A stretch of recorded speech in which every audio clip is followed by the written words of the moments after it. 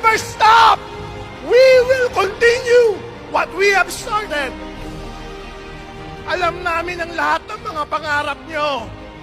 We may not know you personally, pero alam namin ang paghihirap nyo. Sabi nila, di ba may joke sa industriya natin? Sabi nila, kung mag-aasawa ka, ang piliin mo, networker. Ask me why? Kasi ang networker daw, may plano sa'yo. May plano nga sa grupo eh. May plano nga sa downline eh. Sa'yo pa kaya? Alam niyo ba ang responsibility given to you? The responsibility as an upline, as a leader, as a coach, as a mentor, given to you is not so simple. Hindi madali. Mahirap yan. Buto nga lang pinag-iisipan, paano lalago, paano ipoprotect, paano mape-preserve. Buto lang.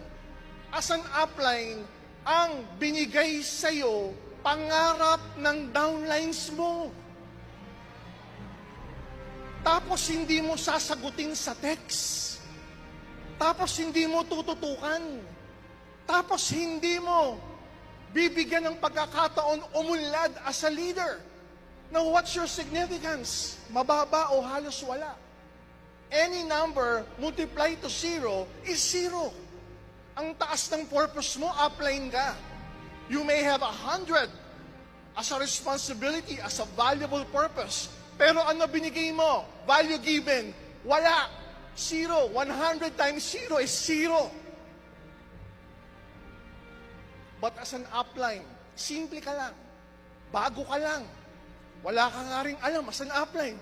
Nakikinig ka lang sa company, nakikinig ka lang kay kapwa upline.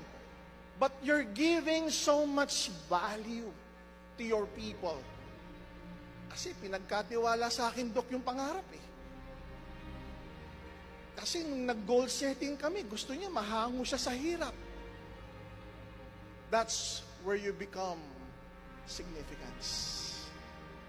Pag marami ka ng tinutulungan, pag dumating yung time, nakakalimutan mo na yung sarili mo dahil sa downlines mo. That's when you become significant. Pag napupuyat ka na, kapag nagugutom ka na, kapag pinagdadaanan mo na yung mga bagay na hindi mo pinagdadaanan dati para sa grupo mo,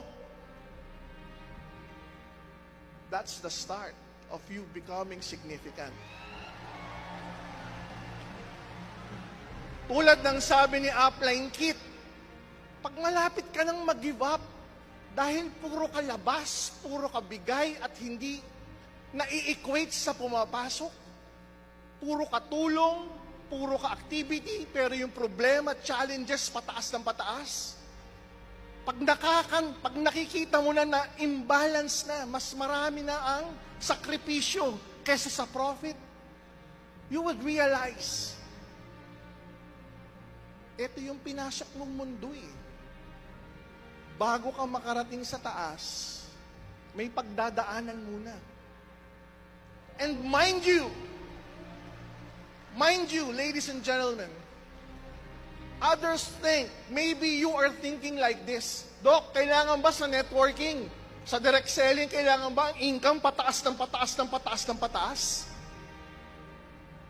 Hindi ba pwedeng tumaas, bumaba, tumaas, bumaba, bumaba, tumaas, tumaas, tumaas ng tumaas?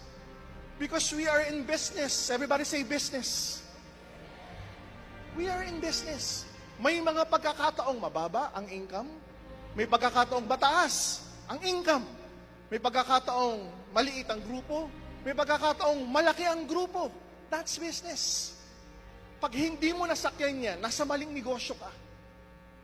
I was telling one leader the other day, may mga tao nga nag-i-invest milyon-milyon sa resort sa Boracay. Before ang Boracay, ang business mo dyan, 6 months lang. Milyon ang ilalabas mo, pero ang business mo, 6 months lang. Yes, 6 months bukas, 6 months sarado. Walang pumupunta eh. Now, do you understand? Now, for many of you, bumaba lang yung check-in ng konti, ayaw na. Bumaba lang yung cheque ng konti, ayaw na sagutin yung downline. Bumaba lang ng cheque, bumaba lang ng konti yung cheque, hindi mo na maramdaman. Meron bang ganon? Guys, we're just people. Tao lang tayo. We're just human beings. We're hurt. We feel attrition, we feel depressed, lalo na nung pandemic. Hindi tayo nagkita-kita, hindi tayo nagkasama-samang ganito. May mga nawala, may mga nawala ng gana, may mga nagbalik sa employment, may mga ayaw na mag-business, may mga iba sumuko na. Sayang, the value given to us as entrepreneurs is so high. Napakataas ng binigay sa ating opportunity. The value given to us, we're not only leaders, we're not only coaches, we're not only mentors, we're speakers, we're directors, we're professors, we're managers. We have a high level of thinking in terms of management, in terms of relationship, in terms of business. Ang taas ng binigay sa ating responsibility. Pangarap ng ibang tao, sinabi sa'yo. The question right now, ano plano mo? Ako, may sarili din akong pangarap. Kayo, may sarili din kayo mga pangarap. Baka mauna pa pangarap ng downline ko kaysa sa akin.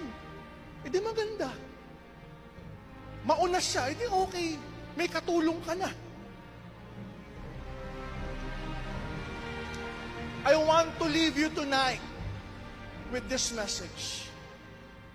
Success, kotse-kotse, pera-pera, trips abroad, Asia, Europe, US, nagawa na nating lahat. After success, a notch higher, a level higher is significance. We are at the level of significance right now. Ito yung level, there's no looking back. Ito yung level na hindi ka na pwede mag-quit. Ito yung level, puyat kung puyat. Ito yung level, gutom kung gutom. Ito yung level, walang tulugan. Ito yung level, sabay-sabay tayong aahon. Handa ka na ba? Because we at AIM, we will never stop. We will continue what we have started. Alam namin ang lahat ng mga pangarap nyo.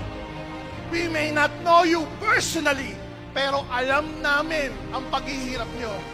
Hindi po kami hihinto. We will not stop until more and more and more Filipinos will claim their dreams,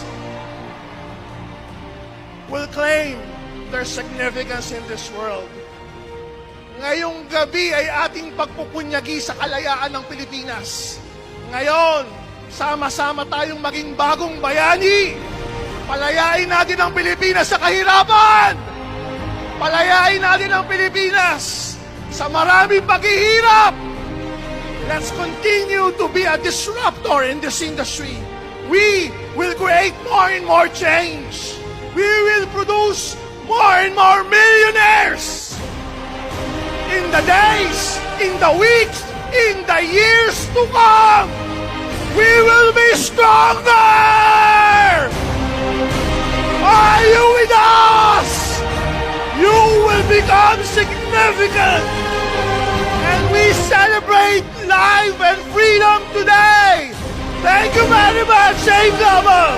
Happy 16th year anniversary! I love you all!